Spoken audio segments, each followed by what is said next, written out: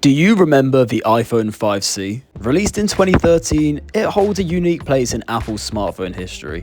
It was introduced as a budget-friendly alternative to the flagship iPhone 5S, and its colourful design made it stand out in a market that was increasingly seeing smartphone models become a lot more bland and more professional. Despite its distinctive positioning and the initial excitement surrounding its launch, the iPhone 5C's journey was filled with challenges that led to mixed results in terms of sales and long-term success. So let's explore the iPhone 5C and whether, if it was successful. The 5C was introduced alongside the 5S during an event in 2013.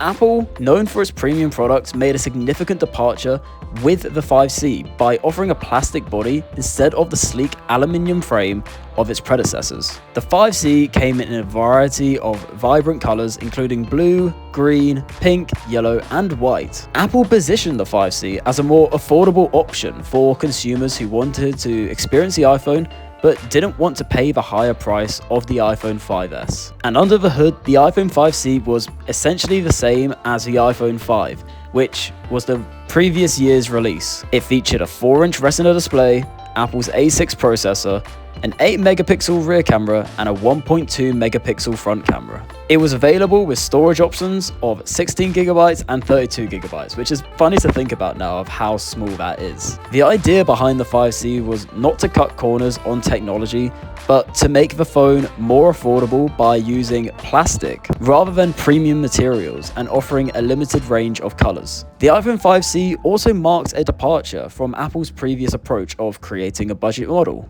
The company had previously sold older iPhone models to consumers at a reduced price, while the 5C was a brand new device designed specifically to be less expensive than the 5S. And upon its release, the iPhone 5C was met with mixed reactions. Its initial sales were promising, but as time passed, it became clear that the phone was not performing as well as Apple had hoped. Early reports indicated that the demand for the 5C was not as strong as expected, especially when compared to the more popular iPhone 5S. A major factor contributing to this was the price point of the 5C. This was still higher than many consumers anticipated for a budget device. And while the 5C was marked at a lower price than the 5S, it was still a premium product relative to other budget phones on the market. So at launch, the 5C started at $99 with a 2-year contract, and back then contracts were very common. You never used to really buy the phone outright. And the iPhone 5S was priced at $119 with a contract. So not a big difference. The iPhone 5C was priced similarly to the iPhone 5, which had been discontinued, but it did not deliver a significant discount to appeal to budget-conscious consumers. And also, Apple's decision to make the iPhone 5C's design less premium than the iPhone 5S didn't really sit well with consumers, as they felt the plastic body was a step backwards from the metal finish of the iPhone 5, which was much more premium. Apple's sales figures for the 5C were not as high as those of the iPhone 5S, which very much enjoyed strong sales thanks to its new features, such as the Touch ID fingerprint scanner, which is amazing to think how long ago that was, the improved camera, and the faster processor. And some analysts even think that the iPhone 5C cannibalized sales of the iPhone 5S because it was so similar in design and features. This overlap in the two product lines made it difficult for consumers to differentiate between the two models in terms of value and performance. Despite the low sales, Apple did not immediately discontinue the iPhone 5C. Instead, the company continued to sell it alongside the 5S for a time. And then eventually they phased it out in 2014 when it was replaced by the iPhone 6 lineup.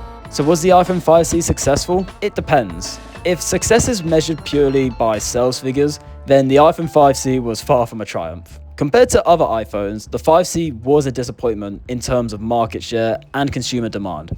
However, in a broader context, it can be argued that the iPhone 5C was an important step for Apple in its attempt to diversify its product lineup and appeal to a wider audience. The iPhone 5C was Apple's first real take in the mid-tier market, and although it didn't match the sales of the more expensive models, it represented Apple's recognition of the need for a more affordable option. In this respect, the iPhone 5C can be seen as a learning experience for Apple.